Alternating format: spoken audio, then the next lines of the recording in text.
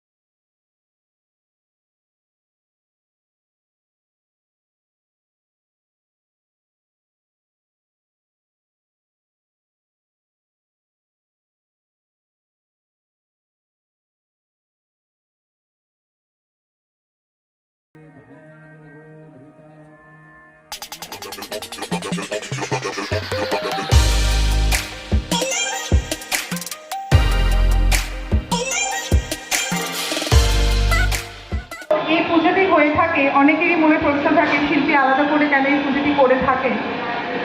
সাধারণত এই সময় পুজোটির প্রচলন অনেক আগের থেকেই আছে, কিন্তু আমরা সাধারণত অকাল বোধন বলে যেটা হয়ে থাকে শরৎকালের যে পুজোটা দুর্গোৎসব, আমরা তাতেই মেতে উঠি। কিন্তু আমাদেরকে আনন্দ দেওয়ার জন্য শিল্পী যে অক্লান্ত পরিশ্রম করে, প্রায় ষষ্ঠী সকাল থেকে সকাল পর্যন্ত চলে সেই অক্লান্ত পরিশ্রম। তারপর সপ্তমীর থেকে শিল্পী সেই আর আনন্দের জোয়ারে গান প্রচলন শিল্পীর ঘরে হয়েছে, যাতে প্রথম দিন থেকে শিল্পী এই মায়ের পুজোর প্রতিটি মুহূর্ত যেন উপভোগ করতে পারেন। শিল্পী উপভোগ করেন দুর্গাপুজোর যে আনন্দ, সে নির্যাস, সেটা নিয়ে নেওয়ার জন্য। এবার দুর্গাপুজো বলতেই যেটার সাথে আমরা একেবারে জড়িত, যে নমস্কার, মহালয়ার যে ব্যাপারটা আমরা দুর্গাপুজোর সময় ঠিক অনুভব করতে পারি না। তখন আমরা এতটা কর্মকাণ্ডে ব্যস্ত থাকি যে কখন মহালয়া আরম্ভ হলো আর কখন শেষ হলো ঠিক উপলব্ধি করতে পারি না।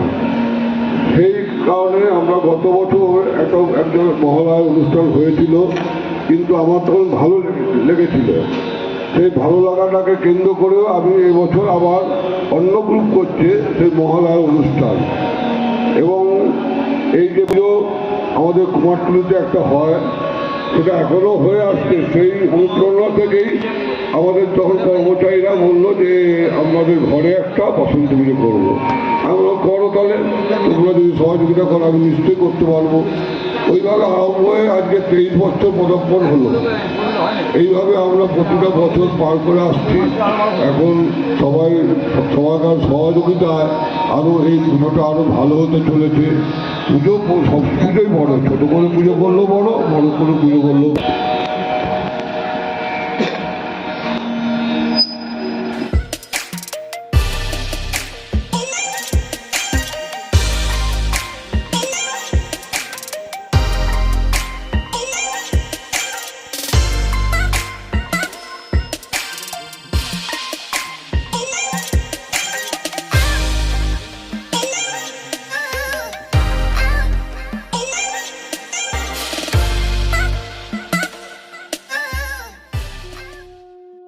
তো ভিডিওটা কেমন লাগলো অবশ্যই কমেন্ট করে জানিও। ভালো লাগলে একটা লাইক করে দিও আর সাবস্ক্রাইব করে পাশে থেকো। টাটা।